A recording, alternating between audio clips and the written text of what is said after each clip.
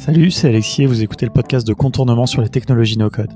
Chaque semaine, on part à la rencontre des personnes les plus intéressantes dont les projets vous feront découvrir toujours un peu plus de cet écosystème en plein essor. Pour ce 49e épisode, je reçois Alain Fauré et Dominique Lequépès qui travaillent chez Octo Technologies, un cabinet de consultants pionniers sur l'agilité et l'artisanat logiciel. Mais bien loin des sociétés de services traditionnelles, vous verrez qu'Octo est en constante évolution, comme peut en témoigner leur approche du no-code et du low-code. Alain et Dominique vous racontent ça tout de suite. Allez, c'est parti.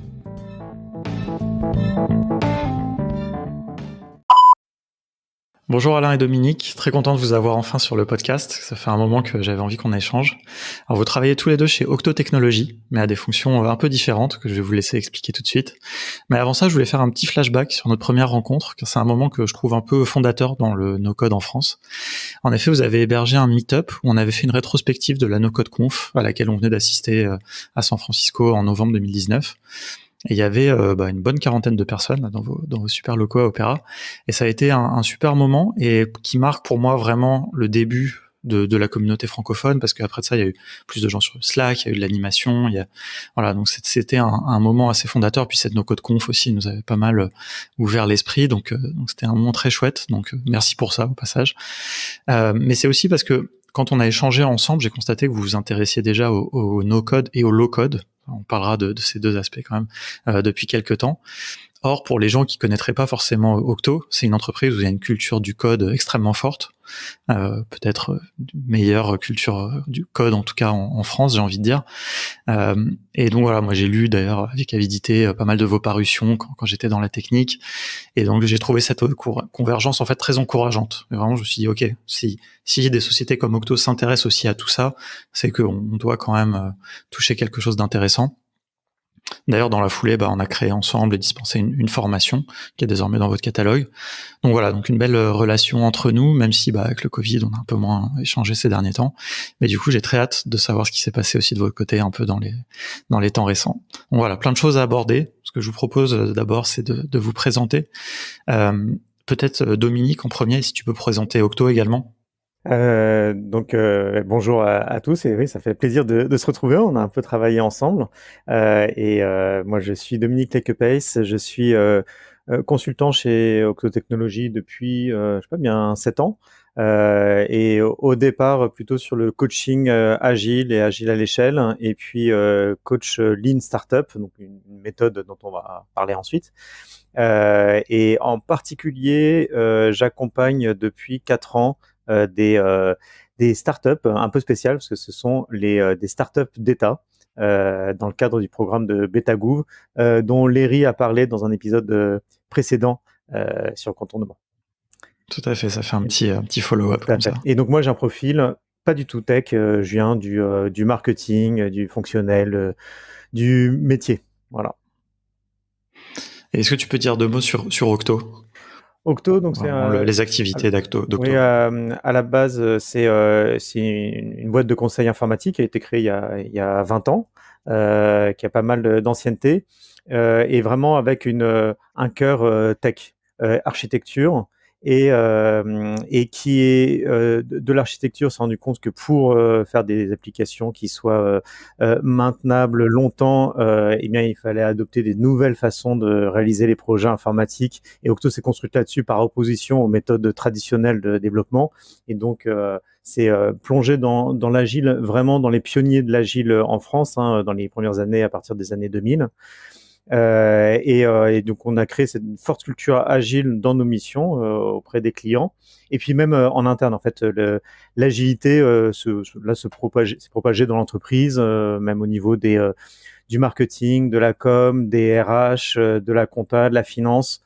C'est toute l'entreprise qui est maintenant dans les principes agiles et les principes Lean Startup, de tester, essayer. Et donc, il y a une culture qui est très basée sur la responsabilisation des collaborateurs. Par exemple, les équipes chez Octo ne sont pas définies par le management, par la direction, mais elles émergent du terrain.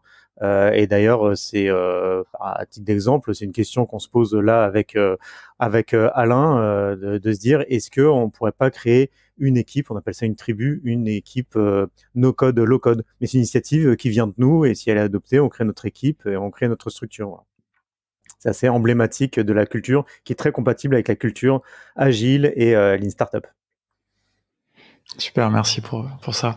Alain, est-ce que tu veux nous parler un petit peu de ton parcours? Oui, donc moi j'ai un parcours complètement différent de Dominique et c'est ce qui fait l'intérêt de notre collaboration car on a un prisme, des prismes complémentaires sur ces technologies de no-code. Donc moi je viens j'ai un cursus tout à fait développement, architecte. J'ai travaillé dans des ESN, j'ai travaillé en fixe, j'ai travaillé dans des éditeurs de logiciels.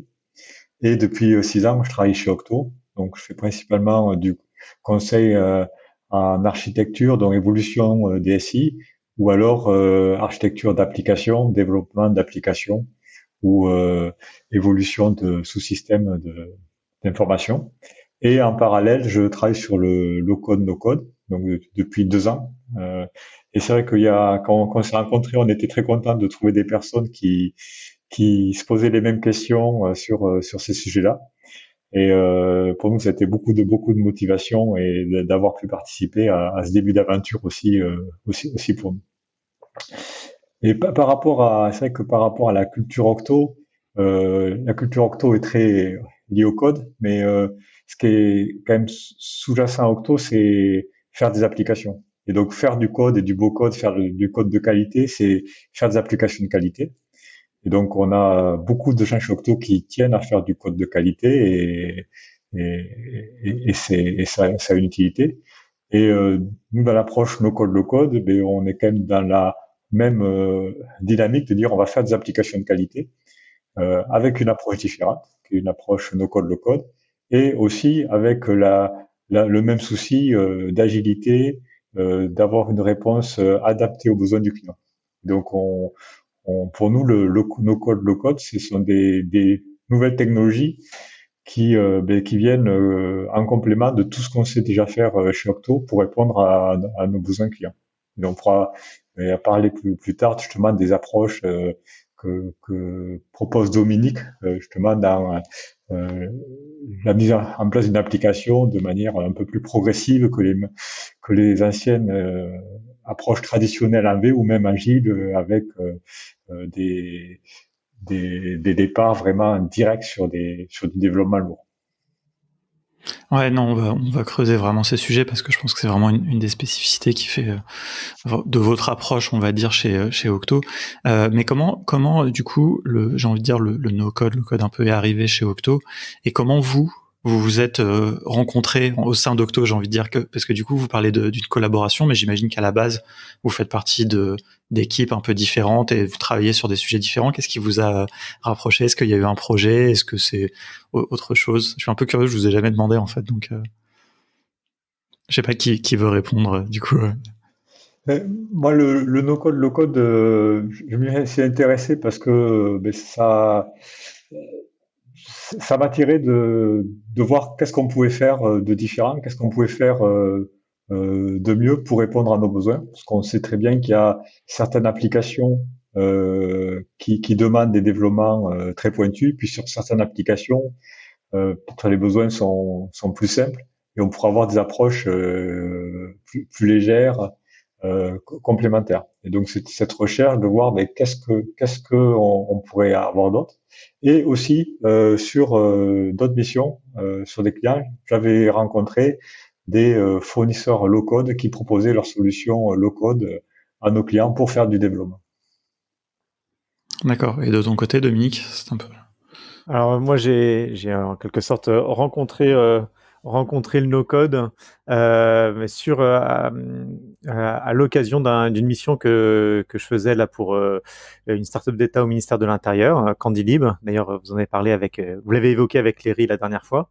Et donc j'étais vraiment en d'ailleurs Pardon? En plus, je me suis trompé quand je l'ai évoqué parce que c'était pas les bonnes, Exactement, bonnes technologies derrière. Mais justement, je veux que tu nous racontes un petit peu justement cette expérience-là. Donc, moi, j'étais en coach Lean Startup pour essayer d'appliquer la méthode Lean Startup sur ce projet.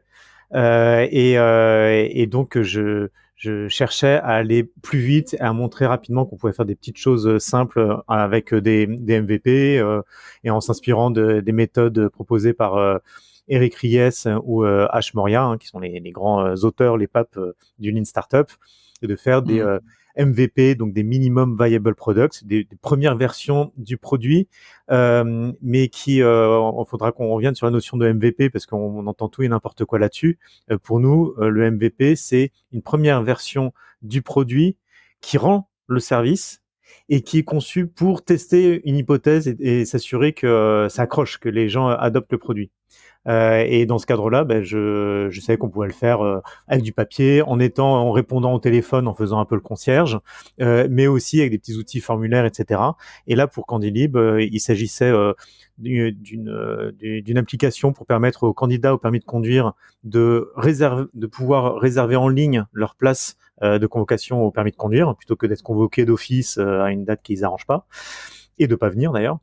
Et du coup, j'ai dit à l'intrapreneur qui avait proposé cette idée, mais écoute, comme t'es pas sûr que ce soit une bonne idée, parce que tu te demandes si les gens vont prendre, si ça va pas faire des plannings à gruyère, etc., et que t'arrives pas à convaincre ton administration là-dessus, et que t'as pas d'argent, parce qu'il avait pas de budget, moi ce que je propose, c'est qu'on prenne une application simple de réservation de place, du type Calendly ou Click Rendez-vous. Finalement, j'ai choisi la solution Simplybook, et donc c'est un outil SaaS de réservation qui est en général plutôt utilisé par des fleuristes, des garagistes, des kinésithérapeutes pour permettre de prendre des rendez-vous avec leurs clients.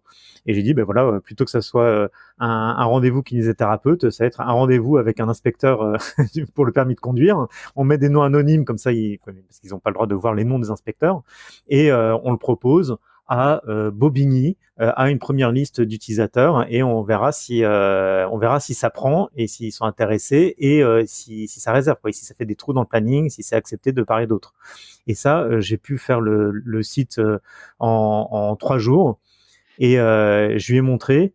Et elle m'a dit, c'est génial, ça va faire un super démonstrateur, comme ça je vais pouvoir le vendre en interne pour avoir l'argent, avoir le budget. Et je lui dis, non mais c'est pas un démonstrateur, c'est qu'en fait là c'est en ligne, les gens ils peuvent vraiment réserver leur place.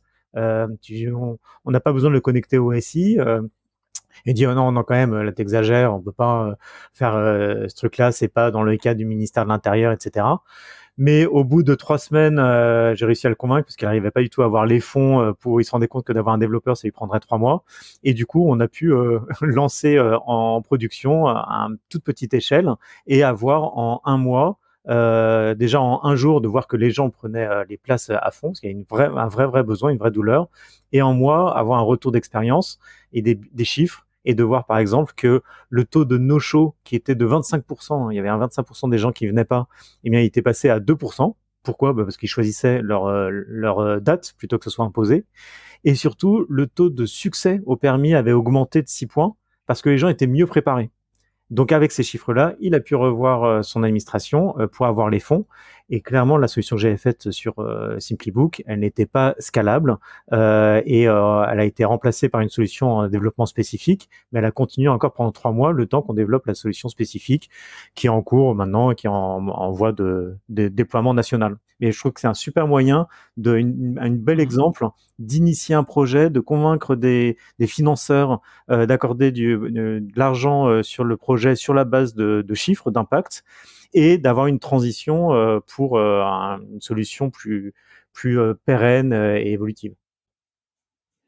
Ouais, c'est un super exemple. On va reparler un peu justement aussi de cette approche. Mais moi, ce que je vois, ce que je trouve très intéressant, c'est vos profils du coup sont très différents, et du coup votre découverte du no-code est différente, parce que si je peux me permettre, vous pourrez me corriger, mais moi je trouve que vous en fait, Alain, tu pars de la technique, d'en haut, je mets la technique en haut, mais c'est arbitraire, et tu descends finalement le low-code, le no-code, tu vois, dans cette quête de trouver les meilleurs outils pour faire les projets, de faire l'architecture. Et Dominique, j'ai l'impression que c'est un peu l'inverse, c'est-à-dire tu as une problématique à résoudre, et à la base, quand il y avait, si je caricature un peu, mais sans outils no code, tu faisais avec un peu des prototypes, ou du code, on va dire. Mais si tu veux faire toi-même, tu vois, plus avec un peu les moyens du bord pour tester, un peu valider cette hypothèse, et tu peux un peu monter dans la technique en t'appropriant des outils no code et complexifier de plus en plus. Quand je dis complexifier, on va dire techniciser ces MVP, quoi. Ouais, voilà, et je trouve ça très intéressant. Alors du coup, j'aimerais bien, on va essayer de creuser un peu ces deux choses-là, cette montée, cette descente, un peu séquentiellement. Mais il y a un sujet dont on parle très peu dans ce podcast, c'est le low-code. Et donc ça m'intéresserait justement que tu nous dises un petit peu, Alain, quels sont les outils, tu vois, que tu évoques, notamment quand tu parles d'éditeurs qui sont allés voir vos clients, ces choses-là, tu vois, ce truc-là, parce que c'est des outils dont on parle peu. Et je suis curieux d'avoir un peu votre retour là-dessus. Oui, donc déjà, nous sur les no-code, low-code, c'est vrai que la, les outils qui sont mis derrière ces mots peuvent varier énormément suivant la culture des personnes. Donc nous, pour nous, le no-code, c'est les outils qui sont relativement faciles d'accès. Et à l'autre bout, on met des low-code, on appelle low-code les outils euh, qui, euh, qui en fait sont complètement différents. Parce qu'on s'est rendu compte que les outils low-code, euh, c'est des outils beaucoup plus complexes qui doivent être utilisés par des développeurs ou des gens qui ont des compétences, on va dire, de développement informatique. C'est pour faire du développement, je dirais, c'est des professionnels de l'informatique. On va pouvoir faire des applications d'entreprise. Ça demande beaucoup plus de formation. C'est des licences aussi beaucoup plus chères. Donc, entre les outils no-code et les outils low-code, il y a une différence énorme sur le cas d'utilisation. Donc ça, c'est le premier point. Et néanmoins, c'est un continuum, c'est-à-dire que il y a des outils no-code qui deviennent de plus en plus compliqués, avec des outils comme Bubble qui sont entre du no-code et du low-code suivant l'interlocuteur. Et ensuite, on va sur les outils vraiment low-code à l'autre bout du spectre, de type Mendix OutSystem, qui sont les deux outils pure low-code qui sont faits pour du développement et qui ne viennent pas avec d'autres suites progicielles type Salesforce, donc qui nécessitent une maîtrise, je dirais une maîtrise de connaissances informatiques beaucoup plus élaborée. Entre les outils no-code et les outils low-code, il y a vraiment une grosse différence entre les outils no-code qui sont accessibles et qui permettent un certain nombre de cas d'utilisation, et les outils low-code qui demandent des personnes spécialisées dans l'outil, de la formation. Par exemple, se former sur un outil low-code, c'est plusieurs semaines de formation, et qui permettent de faire des applications professionnelles. Donc nous, on fait vraiment la différence entre les outils no-code et les outils low-code, parce qu'ils sont différents par leur usage, par leur coût, par les personnes qui les utilisent. Donc, quand on parle du low-code, nous, c'est vraiment plutôt les outils type Mendix et OutSystem. Et ces outils-là, c'est des outils qui ont du succès, beaucoup de succès à l'étranger, mais qui peinent à rentrer en France. Et là, depuis quand même, je dirais 6 mois, on commence à avoir dans les entreprises, dans nos clients, des gens mais qui contractualisent avec ces éditeurs-là pour commencer à introduire ces outils-là. Donc en France, c'est vraiment le début de l'adoption, et il y a je dirais plus de méfiance que dans d'autres pays, notamment vis-à-vis de tout ce qui est vendor locking. Alors après, ces outils-là, c'est vrai que ces outils propriétaires, donc on a déjà une approche vendor locking, surtout que c'est des outils dont on espère une utilisation pour créer des applications d'entreprise qui vont durer, donc un engagement dans la durée. Est-ce que tu peux expliquer le concept du vendor locking? Vendor locking, ben ça signifie que par exemple, si j'achète une suite bureautique, par exemple Office, et je me mets avec un mail sur Outlook, ben je vais garder ce contrat dans ce cas-là avec Microsoft pendant plusieurs années, parce que ça va être très compliqué après de changer vers un autre fournisseur. Ou si j'utilise un logiciel de type Salesforce pour gérer pour gérer mes relations clients, mais c'est un investissement, et cet investissement, il va durer dans le temps, et donc je vais m'engager de fait, pas sur 5 ans, 10 ans, 20 ans. Donc, si je prends un outil de type Mendix et Salesforce, Mendix ou OutSystem pour développer des applications d'entreprise, ces applications d'entreprise, elles vont rester pendant 5 ans, 10 ans, 20 ans, on l'espère, c'est des investissements assez importants. Et donc, ça veut dire que je vais devoir collaborer avec cet éditeur et je vais avoir une relation éditeur-fournisseur.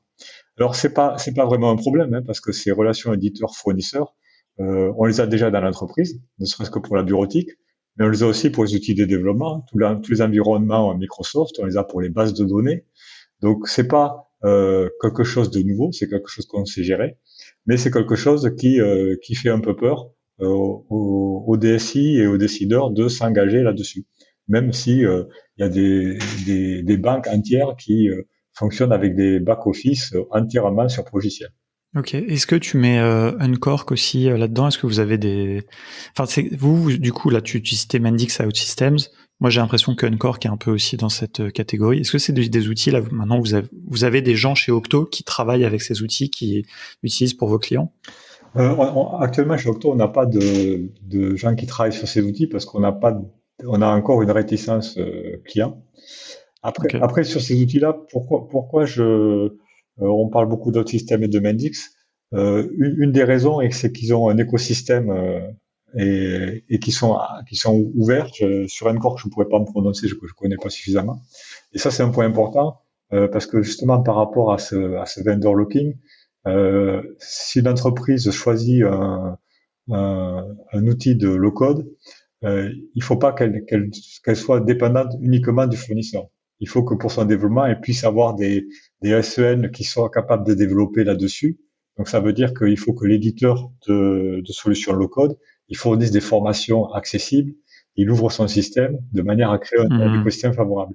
Et par exemple, ces solutions type OutSystems et Mendix proposent tout un ensemble de formations, de certifications accessibles à tout le monde, sans passer par une approche beaucoup plus fermée qui consisterait par exemple à vendre ces formations-là, donc qui restreindrait de facto le nombre de SN qui rentreraient sur le sujet-là, ou même il y a certains vendeurs, donc en particulier un vendeur que je citerai pas là que j'avais vu au début de mon aventure sur le low-code, qui fournissent à la fois l'outil low-code, les développeurs, la formation, mais vraiment il faut insister.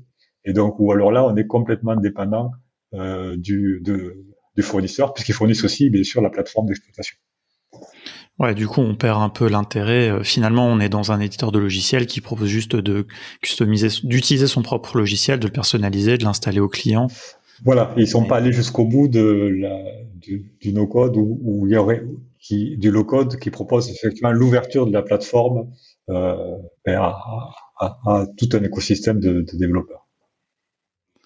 Ok, non, mais c'est très intéressant de savoir où vous en êtes. Et donc toi, un peu chez Octo, bah, c'est toi qui creuses ces sujets-là, enfin notamment, enfin peut-être d'autres gens, mais vous n'avez pas encore, de clients pour lesquels vous utilisez ces outils-là, quoi. Non. Alors après, dans le groupe Accenture, il y a des centres de services qui existent déjà sur Mendix OutSystems, sur ces deux produits-là, D'accord. à Riga et au Portugal, qui fournissent des solutions à nos clients. Mais une fois de plus, c'est plutôt des clients situés aux Pays-Bas qui ont déjà investi, qui sont en avance, je dirais, là-dessus, aux Pays-Bas ou aux États-Unis, par exemple. D'accord, ok, c'est intéressant. Oui, c'est vrai qu'il faut préciser aussi que il y a quelques années, Octo a été racheté par Accenture, donc fait partie du groupe Accenture, tout en étant très autonome, hein, il me semble quand même. Et donc, je pense que c'est quand même, c'est vraiment intéressant de parler comment, enfin voilà, cette forte culture que vous avez accueille ou non, enfin progressivement ce no-code et ce low-code. Mais on va revenir un peu là-dessus. Mais du coup, j'aimerais bien rentrer un peu dans des exemples de projets. À ce moment-là, des choses que vraiment vous avez mis en place. Peut-être Dominique, si tu veux nous donner un autre exemple. Tu nous as parlé de Candylib. Ouais. Tu as d'autres exemples. Et justement, en prenant un petit peu cette approche, là, si on repart un peu de l'autre bout du spectre, mais voilà, ce MVP, enfin ce contexte, enfin t'as souligné déjà pas mal de points intéressants du no-code dans tout ça, mais je sais pas si tu veux l'illustrer dans un autre exemple. Oui, on a un bon exemple là tout récent et un beau succès avec une autre startup d'État qui est chauffage urbain. Et donc pour info, les startups d'État, donc l'Iran on a parlé la dernière fois, mais c'est ce mouvement dans les administrations pour appliquer des démarches agiles et lean startup sur les projets pour éviter de faire des gros projets informatiques administratifs longs et lourds, mais s'appuyer sur les développer à partir des retours utilisateurs par des petits tests. Et là, sur chauffage urbain, c'est une startup d'État au ministère de l'écologie. Et donc, comme toutes les startups d'État, ça vient d'une idée d'un agent Là, c'était une agente en particulier et qui cherchait à permettre aux copropriétaires de promouvoir en fait les réseaux de chaleur urbaine par rapport aux fioul ou au gaz qui sont moins écologiques et donc d'aider les copropriétaires à voir s'ils sont éligibles pour se raccorder au chauffage urbain et qui est alimenté à moitié par des énergies renouvelables, par exemple, sur la région parisienne. Et donc, ce qu'on a fait après une phase un petit peu d'exploration, hein, Léry parlait de la phase d'investigation avant, donc j'ai accompagné l'intrapreneur sur cette phase d'exploration avec des entretiens, etc., et une maquette. Et on a, dans la phase suivante, on a typiquement réalisé un MVP en no-code. Et donc on l'a réalisé avec Adalo, hein, c'est un outil que tu nous as fait découvrir avec Erwan et qui est vraiment assez impressionnant. On est vraiment heureux de l'avoir découvert avec vous et on l'a poussé un petit peu à ses limites.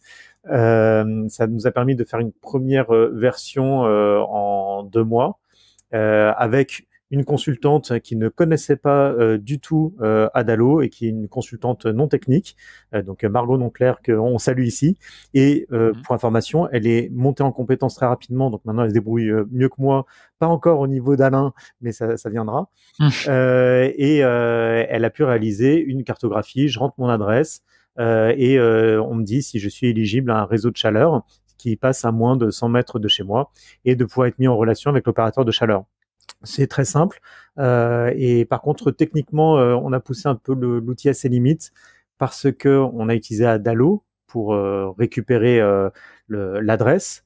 Mais ensuite, il faut se appeler par API une carte des réseaux de chaleur qu'on a en interne et une carte Google Maps pour pouvoir se repérer et de savoir si la localisation est à moins de 100 mètres des différents points du réseau.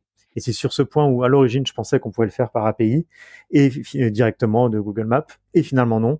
Et c'est là où on a poussé le truc un petit peu loin. On voit une extension avec du low-code, avec un petit peu de code, parce que Alain nous a sauvé la mise là-dessus en disant non, ça, vous pouvez pas le faire avec API. Et par contre, on peut le faire en faisant un petit script, faire un API, par API, un appel à un petit script. Et il a développé un petit script pour faire cet algorithme. Mais du coup, il y a une répartition des rôles. Margot, alors de fait, Margot, qui est brillante, est rentrée aussi un petit peu dans le script. Mais sinon, elle aurait pu rester sur la partie Adalo, design et les pages assez simples. Et d'avoir un développeur comme Alain qui fasse le script, on répartit le rôle. Du coup, Adalo peut être étendu, et comme beaucoup de solutions no-code, peut être étendu par des API, et du coup, les perspectives sont assez limitées. Et pour info, d'avoir ce MVP, ça nous a permis d'avoir des premiers retours utilisateurs là, en 2 mois et d'avoir 500 équivalents logements qui ont demandé des informations sur le raccordement.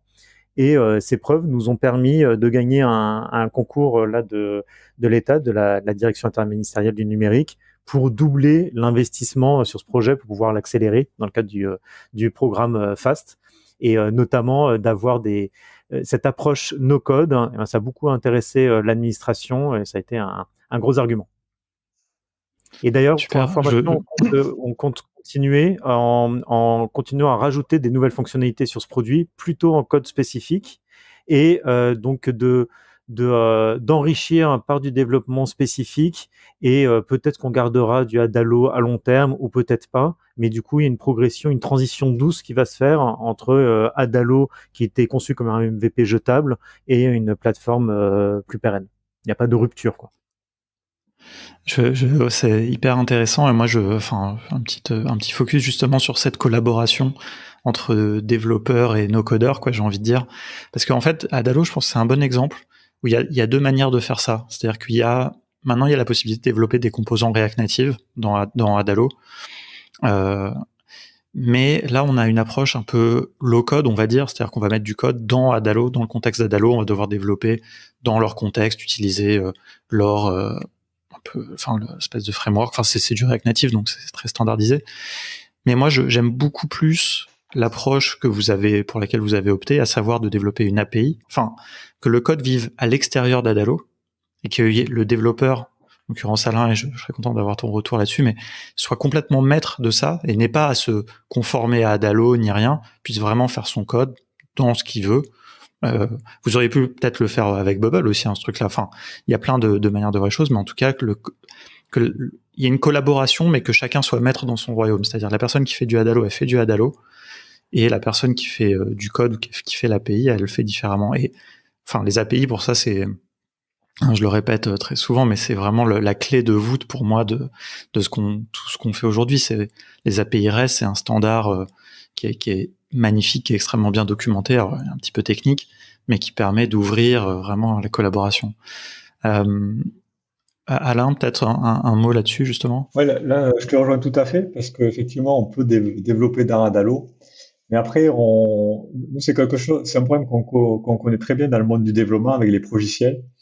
Et on sait que quand on a un progiciel, c'est-à-dire un outil qui est sur étagère qu'on doit customiser, dans le passé, on faisait souvent des développements dans le progiciel et ça pose énormément de problèmes lors de montée en version, ça pose énormément de contraintes. Et donc, l'approche qui est privilégiée maintenant, que ce soit donc dans les progiciels et ce qu'on a mis en œuvre là, c'est de dire que ce qui est pris en compte par le progiciel, on reste dans le standard et qu'on veut faire des choses un peu spécifiques. Mais dans ce cas-là, on appelle des composants externes. Comme ça, on a bien un découplage très fort entre ce qui est standard et ce qui est fait à notre main et qui est fait de manière custom. Et là c'est très clair puisque pour faire cet API de développement, on a pris des technologies tout simples JavaScript. C'est beaucoup plus simple qu'aller dans un développement Adalo, React Native, avec aussi tous les problèmes de transmission de données, etc. Et l'enseignement vraiment sur cet exemple-là, c'est que il y a une complémentarité très forte. C'est-à-dire qu'à Adalo, on est allé très vite sur des choses qui auraient pris beaucoup de temps à développer. Et en développant, on a développé des choses qui auraient été très complexes à développer en Adalo, mais qui en développement, c'est de l'algorithmique. Prendre une distance à 2 points, c'est pas beaucoup de code en fait. Donc on a fait du code vraiment très efficace et pas beaucoup de code sur des choses, je dirais, faciles à coder, de l'algorithmique. Et on a utilisé la puissance d'Adalo pour tout le reste qui est peut-être moins algorithmique, moins compliqué à coder, mais qui représente beaucoup d'efforts à coder. Et peut-être avec peu de valeur ajoutée justement dans le code. Et c'est là on retrouve sur l'idée d'Octo de dire, ben oui, on fait du code de qualité, mais peut-être qu'il faut qu'on se concentre sur les parties du code sur les parties qui nécessitent ce type de code-là et sur les parties où on peut avoir de l'outillage, utiliser des outils. Ouais, non, tout à fait. Ouais. C'est vraiment le super focus. Et alors, justement, comment se passe la suite avec cet exemple ou un autre, mais le passage du no-code ou justement un petit peu à l'industrialisation? Est-ce que le fait d'avoir fait ce prototype, ça aide? Comment ça se passe le développement? Enfin, je caricature un peu, mais est-ce que vous écrivez quand même un cahier des charges que vous donnez aux devs pour industrialiser? Est-ce que je suppose que c'est pas ça, mais je suis un peu curieux de savoir. Est-ce que vous leur donnez le prototype à Dalo, vous leur dites maintenant vous allez le redévelopper? Je sais pas, Dominique peut-être. Enfin, je sais pas qui est en charge du coup de comment se passe cette transition, tu vois, que tu as commencé à évoquer.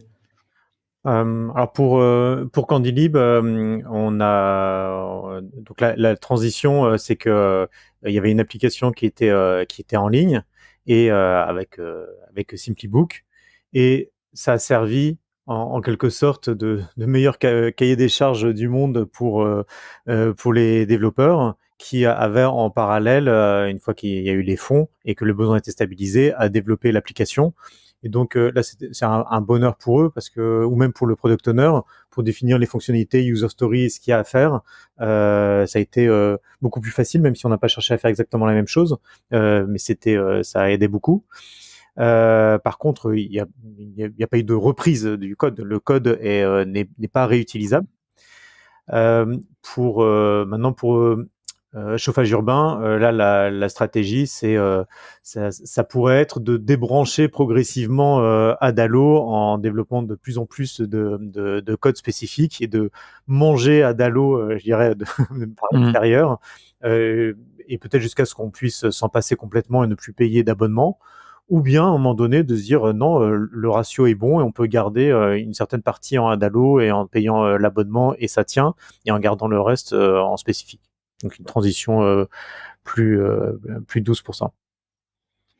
Ouais, c'est intéressant parce que tu t'évoquais cette notion de MVP jetable sur laquelle je me souviens t'insistes régulièrement même dans les formations, enfin vraiment ce côté et puis finalement là c'est jetable mais progressivement quoi. En fait le premier exemple quand dit libre c'est vraiment on jette complètement le MVP et on le redéveloppe, mais par contre évidemment il y a tous les bienfaits que tu as évoqués, et dans le deuxième cas c'est jetable mais je sais pas comment dire, plus c'est pas radical quoi, remplaçable bout par bout quoi. Voilà. Et juste une clé qui est très importante, sur lequel on insiste, c'est le risque de faire des MVP qui passent en prod et qui passent à l'échelle alors qu'ils n'ont pas été conçus pour. Donc vraiment, on veut insister là-dessus, et je pense que pour Alain aussi c'est important. On a vu trop d'entreprises qui justement dans l'innovation, pour prendre le contre-pied des grands projets traditionnels, passent en mode MVP, font du quick and dirty, et ensuite c'est un POC quick and dirty qui passe en prod et qui passe à l'échelle, et on rajoute, parce que ça plaît beaucoup, on se dit génial, et le DG dit lancez-le pour avant Noël pour faire la com. Et là, catastrophe, on se rend compte que ça tient pas à la charge, ça tient pas à les évolutions, et on a créé un legacy, donc un de ces gros codes applicatifs immaintenables en quelques mois, alors qu'avant on faisait ça en quelques années. Donc ça, c'est pas un progrès, c'est plutôt quelque chose à éviter. Donc, il est très important au départ d'être clair sur ce qu'on veut faire et de se dire, et notamment pour les grandes entreprises où elles auront des applications à gérer sur le long terme. Est-ce que ce qu'on est en train de faire là, c'est quelque chose dont le besoin n'est pas stable, on ne sait pas trop où on va, et à ce moment-là, il faut se dire tout de suite, on part sur une solution qui ne sera pas pérenne. Et à ce moment-là, on peut faire du quick and dirty, on peut tâtonner et avoir des piètres performances et pas avoir quelque chose qui tienne la charge, parce que on se regarde les yeux dans les yeux, on se dira ce truc-là, il faudra le remplacer. Ou alors on se dit non, le besoin maintenant est stabilisé, et donc on veut construire une solution qui tienne, qui puisse être l'embryon et tenir la charge pendant longtemps. Et à ce moment-là, on peut utiliser, du coup, a priori, je pense plutôt des solutions low-code, genre OutSystem ou Mendix, et d'investir dans la conception, dans l'architecture avec des experts pour que ça tienne la charge. La voie intermédiaire qu'on a trouvée là pour chauffage urbain est de dire on a commencé sur quelque chose jetable qui sera pas forcément pérenne, et on sait que ce truc-là il tiendra pas à la charge complètement, et donc on va remplacer certaines parties qui tiendront pas à la charge progressivement, et on va peut-être le remplacer complètement. Peut-être qu'il y aura une façade qui restera parce que voilà, les façades statiques ou d'avoir le côté formulaire, ça tient la charge. Mais vraiment très clair au départ pour éviter d'envoyer un gros bousin en prod qui tiendra pas la charge et qui décrédibilise l'innovation. Ça, c'est intéressant parce qu'on a aussi un retour d'expérience avec nos collaborateurs d'Accenture, même sur des technologies low-code, où ils avaient fait un prototype en low-code très rapidement aussi, parce qu'ils avaient les personnes qui maîtrisaient le low-code, et donc avec le low-code, une fois que les personnes sont formées, on développe aussi très rapidement de manière similaire avec du no-code. Et après, ils ont décidé que ça avait bien marché, donc on allait faire le vrai produit. Et là, ça a été très difficile d'expliquer que le premier, c'était quand même qu'un prototype, et que même si on gardait la même technologie, il allait y avoir un effort pour faire quelque chose qui soit pérenne et qu'on puisse gérer dans la durée.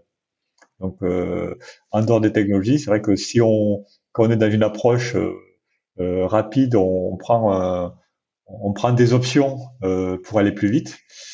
Si après on doit stabiliser, on doit remettre en question ses choix, et donc si soit on change de technologie, soit même si on garde la même technologie, on a tout un effort de reconception, de redesign, en prenant en compte tous les éléments, par exemple peut-être les éléments de sécurité, les éléments de robustesse qui avaient été écartés dans un premier temps, le temps qu'on valide les hypothèses. Il y a un sujet du coup qu'on n'a pas encore évoqué, mais qui est un peu sous-jacent là, ce dont vous parliez. C'est, je suis vraiment curieux de savoir comment tout ce dont on parle là est accueilli par vraiment les équipes de développeurs chez Octo. Je sais notamment, Alain, que tu as fait un talk sur ce sujet pendant votre conférence. Je suppose qu'il y a des gens qui sont pas très partants. Est-ce qu'il y en a qui sont partants? Quel est un peu le sentiment général? Et puis peut-être, je sais pas, les choses auxquelles vous devez répondre ou que vous avez de la part des équipes très techniques. Moi, ce que je dirais, c'est que j'ai pas fait de sondage, hein, mais j'ai l'impression que les choses changent et qu'on est passé d'une approche peut-être un peu épidermique, ah ben non, si on fait pas de code, on peut rien faire, à une approche, ben oui, tiens, est-ce que ça n'a pas un intérêt d'utiliser ces outils dans certains cas, ou pour s'aider, ou pour faire de l'innovation, ou pour faire certains types d'applications. Alors après, moi je pense qu'il faut pas non plus dire que les personnes qui aiment faire du code, elles vont se mettre à faire du low-code, du no-code, parce que ben, chacun son métier, et les personnes dont le plaisir c'est de coder n'ont pas, je dirais, d'intérêt à arrêter ça si c'est ça qui leur fait plaisir. Par contre, faut considérer que c'est une option pour proposer des solutions aux clients. Mais moi, je suis persuadé que du coup, ce ne sera pas les mêmes profils de développeurs, ou en tout cas les mêmes appétences qui vont faire qu'on part sur du low-code ou du no-code, parce qu'on n'y trouve pas les mêmes les mêmes plaisirs, c'est pas les mêmes compétences. Mais je pense que chez Octo, je pense comme dans les entreprises, c'est des notions qui commencent je dirais, être regardées attentivement. Et en interne, on a des initiatives là-dessus pour essayer de mettre du no-code, du low-code à Octo. Et là, ce qui est intéressant, c'est on se heurte à des problèmes liés à l'intégration du no-code, des outils no-code dans les entreprises. Et c'est des choses qu'on a chez nous, mais qu'on voit chez nos clients. C'est la question, ben, j'ai un outil no-code, comment cet outil no-code, il est accepté dans l'entreprise? Dans une petite structure, il n'y a pas de problème. Dans une grosse structure, c'est déjà, qui c'est qui va le payer? Qui c'est qui a la carte bleue pour le payer? Est-ce que c'est autorisé par la DSI? Et de toute manière, il va falloir parler avec la DSI parce que très rapidement, on aura besoin d'un nom de domaine pour accéder à notre application. Le nom de domaine, il va être donné par la DSI. Il y a aussi des problèmes de sécurité, de RGPD. Le RGPD, si on n'est pas, si on ne le suit pas, les conséquences financières peuvent être importantes en pourcentage du chiffre d'affaires dans une entreprise. Donc, on ne peut pas mettre n'importe quelle donnée. Et donc, je pense que quand on fait du no-code, du low-code dans l'entreprise, il faut absolument collaborer avec la DSI pour trouver des solutions et une mise en œuvre qui permettent d'utiliser ces outils dans le contexte de l'entreprise. Et ça, sans parler aussi dans le dernier point avec la DSI, c'est tous les liens qu'on va avoir, puisque rapidement, si on fait un outil dans l'entreprise, on aura besoin d'avoir accès à l'annuaire, à envoyer des emails, à des dossiers partagés, etc. Là aussi, il y a des questions de sécurité qu'on doit prendre au sérieux.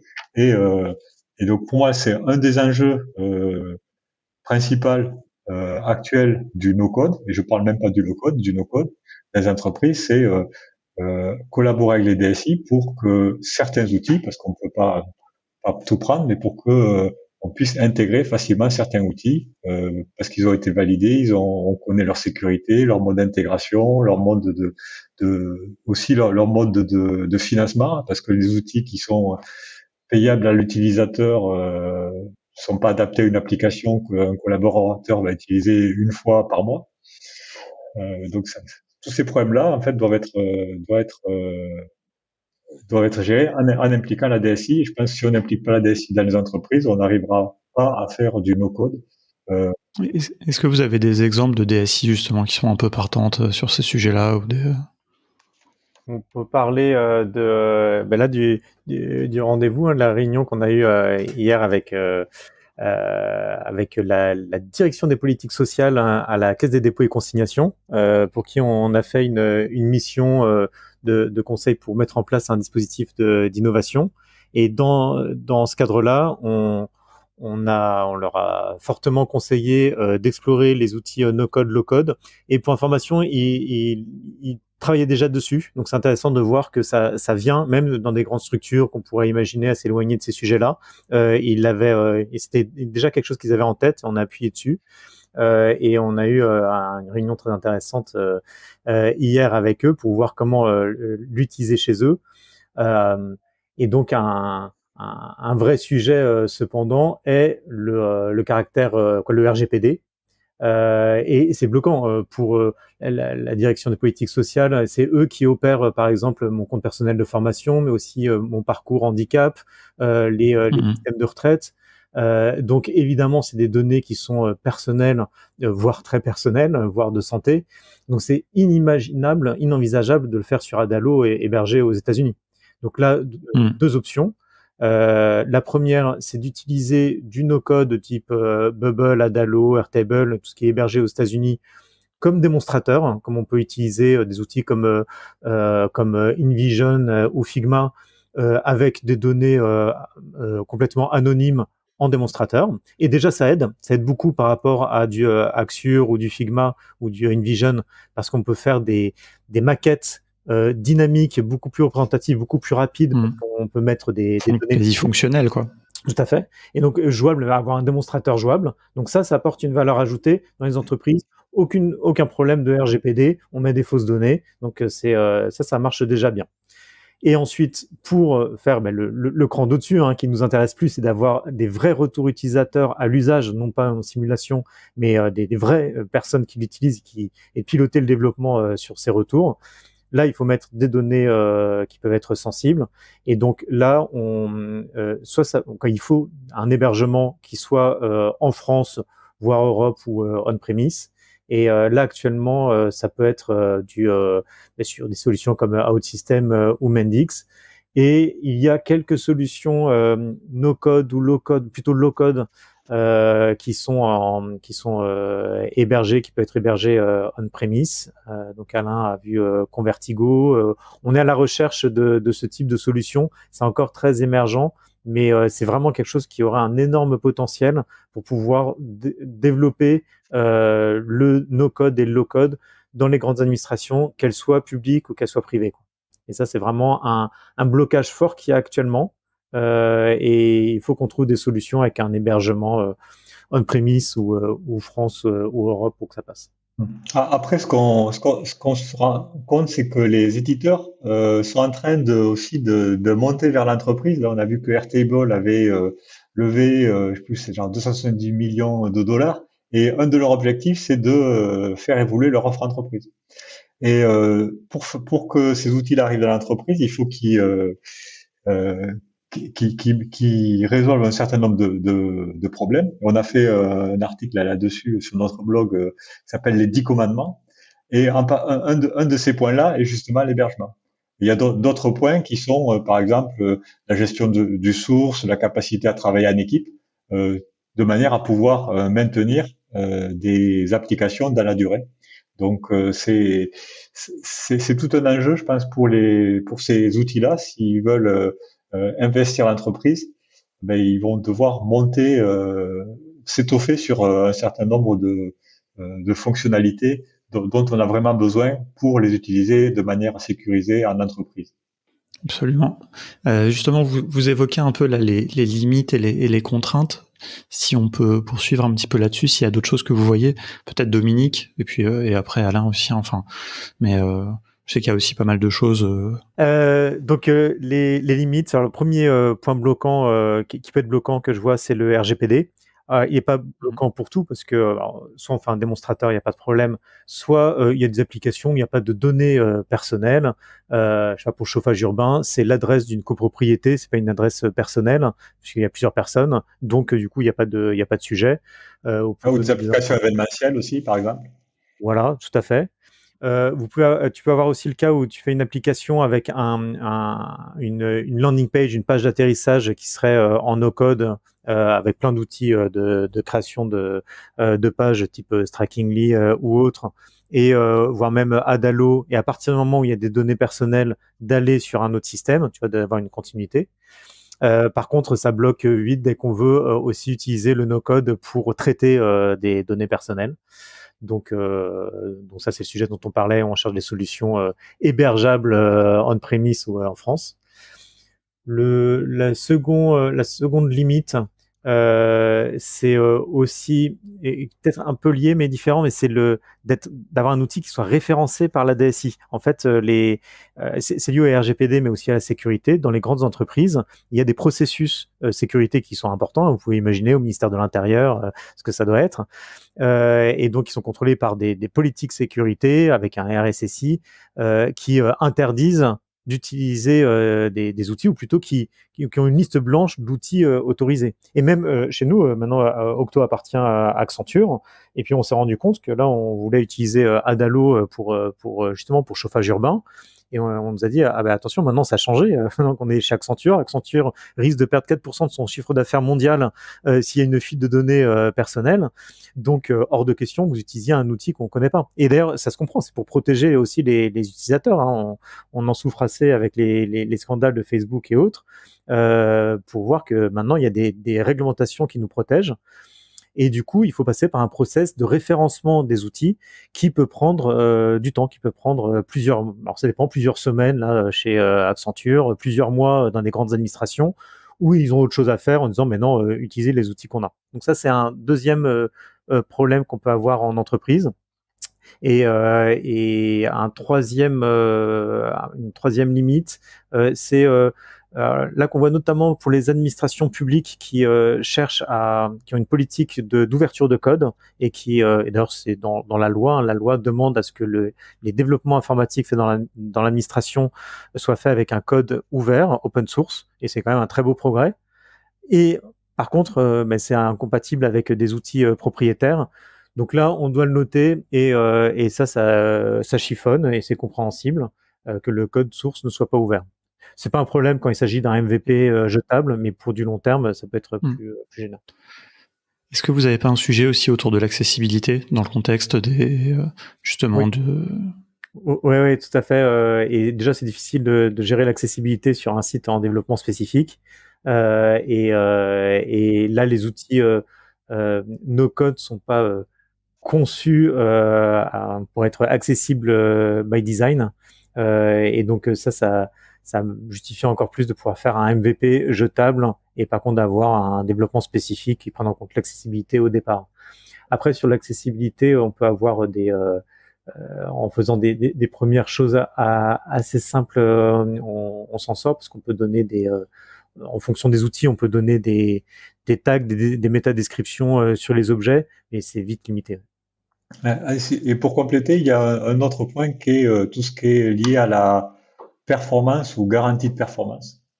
Et il y a déjà certains outils qui prévoient justement des abonnements où on peut être soit hébergé avec tout le monde, soit avoir une garantie d'une certaine capacité. Et ça, d'un point de vue qualité de service, c'est quelque chose qui peut poser problème si on n'est pas capable de dire, si le serveur sera là, parce que des fois, il n'est pas là, et il y a un besoin pour les entreprises quitte à payer, bien sûr, c'est un service, d'avoir une capacité à garantir qu'on aura toujours un certain niveau de qualité. Ça, c'est intéressant. C'est vrai que c'est un truc qu'on voit pas du tout dans le no-code, on va dire un peu grand public. C'est cette notion de SLA, de Service Level Agreement, qui est très commune dans...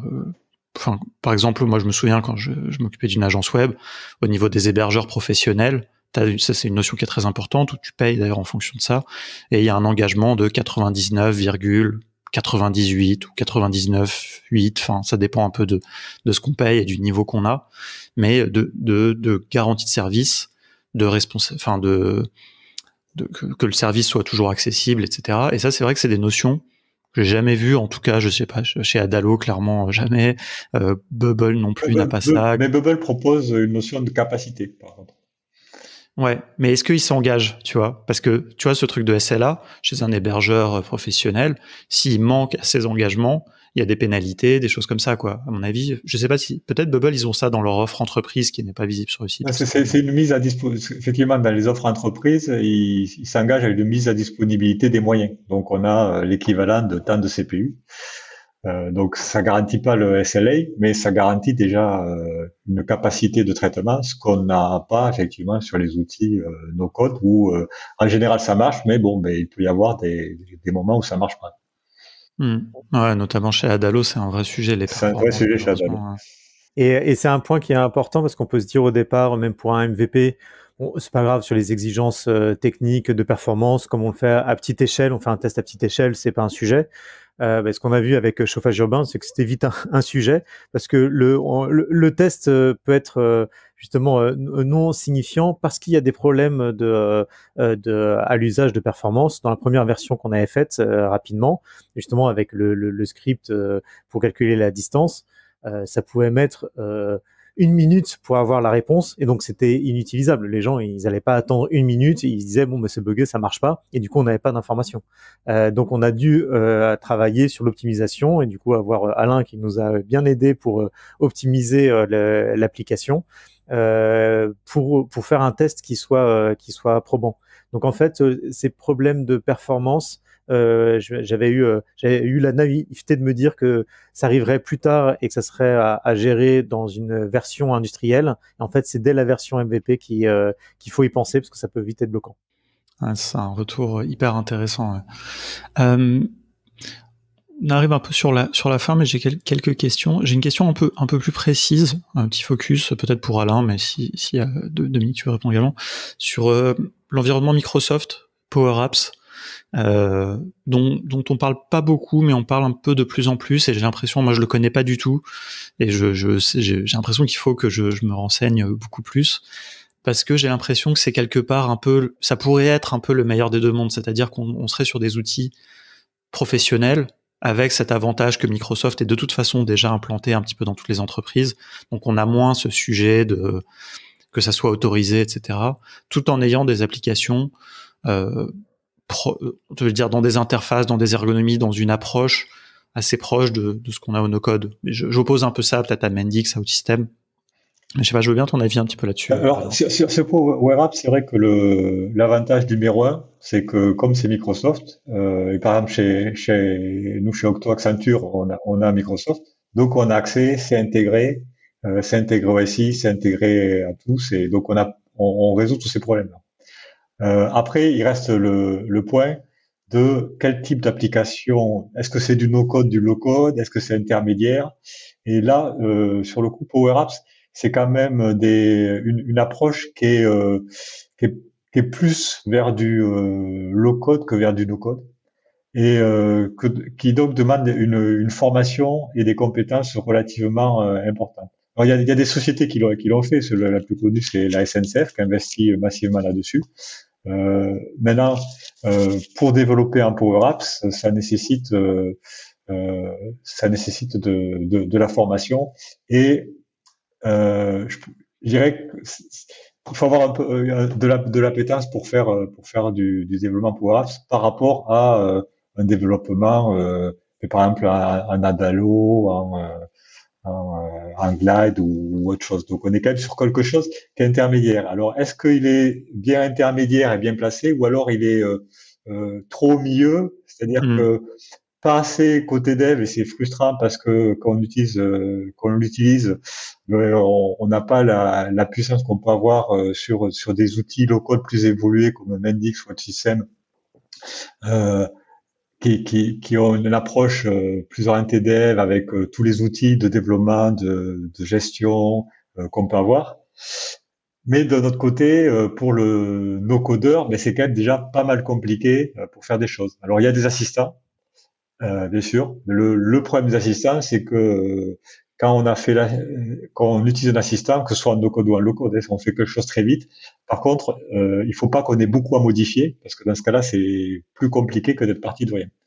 Donc finalement, la mise en œuvre pratique de Power Apps demande quand même pas mal de compétences. Donc c'est un outil hybride qui est un peu au milieu, qui est un peu tout seul, puisque Google avait une solution qu'il a abandonnée l'année dernière, et depuis il a acheté AppSheet, qui est du coup un peu plus no code que ce qu'il avait, qui avant était très plutôt côté script. Donc cette solution de Microsoft, alors après il y a la force de Microsoft derrière, donc elle peut émerger, mais c'est quand même une solution qui demande pas mal de Et, compétences de formation. et quand tu parles de Power Apps, est-ce que tu englobes un peu, encore une fois, je connais mal cet écosystème, mais Power Automate ou leur outil de liste qui ressemble un peu à Airtable, enfin, ou est-ce que c'est spécifiquement, tu vois, enfin, j'ai du mal à voir, c'est pour ça que je profite un petit peu du fait que tu connaisses Ouais, un peu ben, plus ça, mais. là, je parlais spécifiquement de Power Apps parce que c'est l'outil de développement. Power Automate est beaucoup plus facile d'accès. Il ressemble plus à Zapier. Donc, c'est un peu moins ergonomique peut-être, mais il est plus facile d'accès. Et quant au nouvel outil, effectivement, ça ressemble à Airtable. Donc tout ça, c'est aussi quelque chose qui est très neuf. Hein. Bon, Power Apps, bon, Hmm. mais l'outil de liste est très neuf. Et donc, il y a quand même, on voit qu'il y a un mouvement euh, vers de faire des outils qui donnent de la puissance utilisateur. Et je trouve que c'est intéressant que tu mentionnes liste là, euh, parce que moi j'ai l'impression que Microsoft s'est peut-être rendu compte que Power Apps c'était peut-être un peu too much pour beaucoup Ouais, c'est d'utilisateurs ça. et va vers une approche un peu plus abordable, de la même façon que Google a laissé tomber son approche et acheté AppSheet. Voilà. Ok, merci pour ça. Dominique, toi, peut-être pour élargir un peu la question, toi, ta vision un petit peu du futur de ces outils, je sais pas, enfin, qu'est-ce que toi t'attends, par exemple, de ta perspective Donc un premier point, je l'ai dit, c'est le développement d'un écosystème idéalement open source, tu vois, low code et puis surtout no code. Et je pense que le marché n'est pas encore assez mûr, mais ça viendra. Hmm. Et à ce moment-là, le potentiel sera énorme. Je pense qu'il y a vraiment un truc à faire pour des gens qui, pour le coup, savent coder, de développer Ouais. une plateforme no-code, même frustre, même imparfaite, mais franchement, Hmm. faites-le parce qu'il y a un marché potentiel énorme dans toutes les entreprises, et pas seulement les entreprises publiques, aussi les associations, mais aussi les entreprises privées. Parce que si c'est open source, elles peuvent l'héberger chez elles, elles sont tranquilles, on gère le RGPD. Et donc là, le point peut être énorme. Et pour beaucoup d'applications, à partir du moment où on peut l'étendre avec des API, on peut avoir des premières fonctionnalités assez frustres et ça servira déjà énormément. Donc voilà, pour moi, ça c'est une grosse évolution Hmm. d'avenir. Et l'autre évolution que je vois, c'est d'intégrer plus des outils no-code liés à l'intelligence artificielle. On en voit apparaître de plus en plus. Hein. Il y a des applications no-code de reconnaissance d'images notamment. Et donc, je pense que ça va se développer et à ce moment-là, ça va permettre de, de donner la puissance de l'intelligence artificielle et la data science dans les mains de, comment on les appelle, les citizen développeurs, hein, des développeurs d'applications qui sont métiers, qui sont des gens lambda, qui ne sont pas des développeurs. Et là, ça peut être énorme. Super, merci. J'avais une dernière question quand même que je voulais vous poser, qui est un petit peu taquine, je sais pas, mais alors que je vais pas cibler Octo directement pour ça, mais sur les sociétés de services, sur les ESN, moi je me pose la question, tu vois, est-ce que le no-code, le low-code même, est dans l'intérêt des ESN? Et j'ai envie de dire, mais après je reconnais que j'ai beaucoup de préjugés sur les sociétés de services, mais est-ce que voilà, on va pas facturer du jour quand même? Est-ce qu'il n'y a pas cette notion, tu vois, dans la régie, on facture au jour et donc les projets doivent durer longtemps et c'est pas grave si on s'embourbe. Tu vois, enfin, j'ai l'impression qu'il y a quand même beaucoup de sociétés qui font pas de la vraie agilité, qui ont pas vraiment, déjà qui ont peut-être pas cette culture. Ça c'est pas du tout le cas d'Octo du coup, mais et tu vois, et les projets, on sait que tous les projets informatiques s'embourbent, tout ça, et puis et finalement la société de service, elle s'en fout un peu parce que elle facture de toute façon au jour, quoi. C'est un peu provocateur, je veux pas, mais Oui, je répondrai par deux points. D'une part, il y a de la concurrence dans le domaine, donc en tout cas sur la partie par exemple low code, si le low code s'avère à l'usage accepté, et il y aura des sociétés qui vont se positionner là-dessus et donc ça rentrera en concurrence avec du développement, comme tu disais peut-être. Et donc je pense que là la concurrence fera son travail. L'autre point, c'est que le no-code et le low-code répondent aussi à des choses qui n'existent pas. Il y a des besoins que les sociétés actuellement, les ESN ou les entreprises ne savent pas résoudre parce que justement, c'est trop cher. Donc là, pour moi, c'est pas du tout de la C'est vrai. concurrence. Ça permet de faire des choses dont on a toujours rêvé et qu'on n'a jamais pu faire. D'ailleurs, je me souviens, c'est un point que vous aviez évoqué quand on s'était rencontrés, c'est ce côté Octo et même cette culture du code et du TDD, du software craftsmanship, en fait, fait aussi que c'est pas valable pour des petits projets, quoi. Enfin, et donc il faut aussi trouver d'autres alternatives pour pouvoir aller plus vite sur des choses où il y a un peu moins d'enjeux. Mais peut-être avant, si tu veux répondre aussi, ou Alain, je te laisse. Pour répondre là-dessus, ce qu'on se rend compte à l'usage, c'est que cette culture-là, en fait, quand on fait du développement low-code ou no-code, en fait, cette culture-là, il faut l'avoir. Et d'avoir cette culture, euh, d'être capable du produit, de l'agilité, de tester. En fait, c'est quelque chose qui va rester. On se rend compte que on est low code, on est no code, mais on fait quand même une application. Et nous, on a un livre qui s'appelle Culture Code. Et bien, en fait, dans Culture Code, il y a les trois quarts des chapitres qui s'appliquent au no code et au low code, parce que en fait, c'est des chapitres sur le principe de développement d'application qu'on code, qu'on ne code pas. En tout cas, c'est le développement des applications. On retrouve beaucoup de problématiques qui sont similaires. Ça, c'est très très vrai. Je mettrai le lien d'ailleurs dans les notes parce qu'il me semble que les livres sont disponibles. Pour nous, c'était un peu une bible à l'époque, donc ça, je recommande Voilà, chaudement. à lire même pour les non-codeurs. Ah non, ça c'est très très vrai. Ouais, En attendant, et c'est un projet qu'on a de produire un livre blanc Culture No Code qui prendrait le contre-pied de Culture Code. Et je trouve que ce serait assez intéressant d'avoir Culture Code et Culture No Code à côté. Et ça peut paraître contradictoire, mais justement, c'est assez complémentaire, quoi. Et du coup, pour répondre à ta question, j'ai zéro inquiétude pour Octo, parce que là, on a plutôt une inquiétude à répondre à la demande, quoi. Il y a plutôt une pénurie de développeurs et de bons développeurs. Et on est plutôt embêté par des demandes de clients qui sont légitimes, qui ont besoin de développeurs pour faire des applications qui sont assez simples et auxquelles on répond pas. Parce que justement, c'est trop petit, ça intéresse pas les développeurs. Et en plus, on prend des projets qui intéressent les développeurs, parce que sinon ils partent.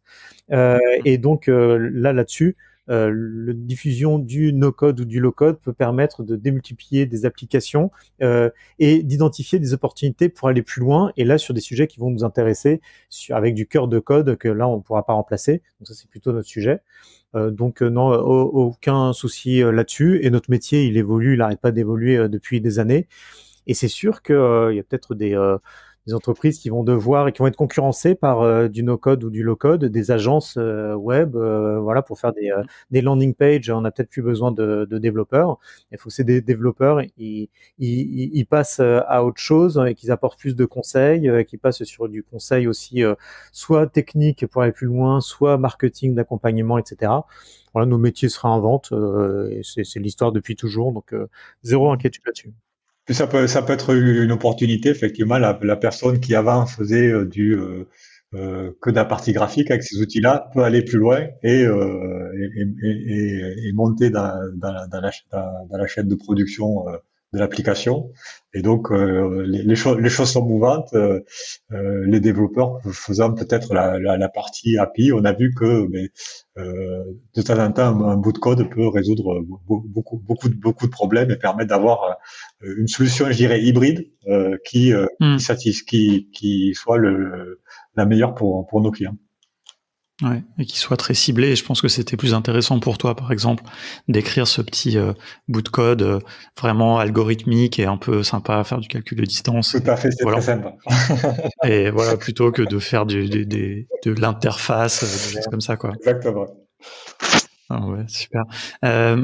Est-ce que vous voyez, je résiste pas quand même à poser cette question, du coup, recruter des no-codeurs, des bubblers par exemple, je sais pas, des webflowers, je sais pas, des gens, est-ce que ça vous voyez, ou est-ce que vous irez plutôt peut-être sur des choses plus low-code?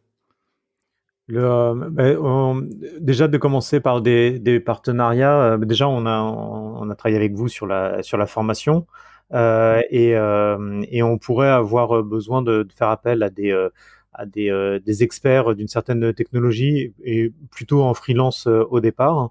Pour l'instant, on n'a pas tellement eu le besoin, mais ça pourrait venir. Et après, à terme, c'est possible qu'on le fasse, mais ensuite, c'est des outils sur lesquels aussi les gens peuvent monter en compétences assez rapidement. Et du coup, qui sont consultants, ça peut être des no-codeurs professionnels, à mon avis. Ça va être plutôt des consultants un peu couteau suisse, comme on aime bien avoir, qui sont pas des pros de la tech, qui sont pas développeurs à l'origine, mais on a de plus en plus des gens qui sont plutôt fonctionnels, métiers, marketing, geek, et comme Margot l'est, plutôt sur l'innovation, et qui montent en compétence sur ces outils-là alors qu'ils n'ont pas de cursus développeur. Et d'autre part, on a le recrutement de développeurs qui là sont sur des stacks, full stack, etc., et qui vont rester pour longtemps. Et qui pourraient aussi redonner un coup de main ouais, sur les aspects plus complexes. Bah écoutez, on va suivre ça avec attention. Enfin, comme je l'ai dit, hein, je suis assez admiratif de tout ce que Octo fait sur le côté code, etc. Et moi, je serais vraiment très intéressé de voir tu vois, la naissance de votre tribu no code, de ce livre Culture no code et ces choses-là, cette documentation, et c'est voilà, d'imprimer, je pense. Qui reste à faire, bien sûr, mais bon, si vous avez l'intention, enfin, tu vois, je trouve que vous seriez bien placé pour sur ce côté de production avec des outils no-code. Moi, j'aimerais bien voir ça, en tout cas, voir quelque chose que j'ai vu, que j'ai apprécié sur le côté technique du code, avoir quelque chose de similaire sur le no-code. Je trouvais ça chouette. Et puis, il y aura d'autres, il y a d'autres agences, hein, etc. Mais moi, j'attends de voir ça, en tout cas. On suivra, vous me tiendrez au courant de toute façon, évidemment. Merci pour ta confiance. On arrive sur dernière question qu'on pose à chaque invité. Si vous avez un side project, si vous avez une idée de side project et quelque chose potentiellement que vous feriez en no-code, mais pas forcément, mais voilà, un petit peu chacun, je sais pas, Dominique. Oui, moi j'ai mon ami d'enfance qui est un serial entrepreneur, et c'est lui qui m'a introduit au Lean Startup à l'origine, et donc il a toujours plein d'idées, et là il a deux idées en cours, et je lui dis que ça c'est des choses qu'on peut faire avec des outils no code, sur un outil un service de résumé de livres avec la valeur ajoutée, et un outil aussi pour faire du sponsoring de jeunes athlètes, et donc ça c'est des choses qu'on pourrait faire avec du no code. Et toi, Alain, très rapidement? Moi, si j'avais un projet serait plutôt sur implémenter ce type d'outil-là que tu disais quelque chose, avec une optique bien sûr open source, parce que c'est quand même des projets que je pense on peut pas faire comme ça à une seule personne. Ok. Ouais, lance-toi. Où est-ce qu'on peut vous suivre? Désolé, j'ai pas vu l'heure filer sur la fin de la discussion, c'était passionnant. Vous avez un super blog, je mettrai le lien. À titre personnel, c'est les endroits où vous contactez. Alors, il y a LinkedIn, où, comme moi je suis sur LinkedIn, mais je ne suis pas actif sur LinkedIn, donc on peut me trouver Dominique Lequepace sur LinkedIn pour me contacter. Et puis via le blog Octo, on a ces articles, on a plusieurs articles à nos noms, en mettant le tag no code ou low code. Et toi, Alain? Mais pareil, par le blog Octo, c'est le plus direct. Super. Eh ben, merci beaucoup. Merci à toi. Et puis, on va suivre tout ça avec attention. À bientôt. Merci. Au revoir. Salut.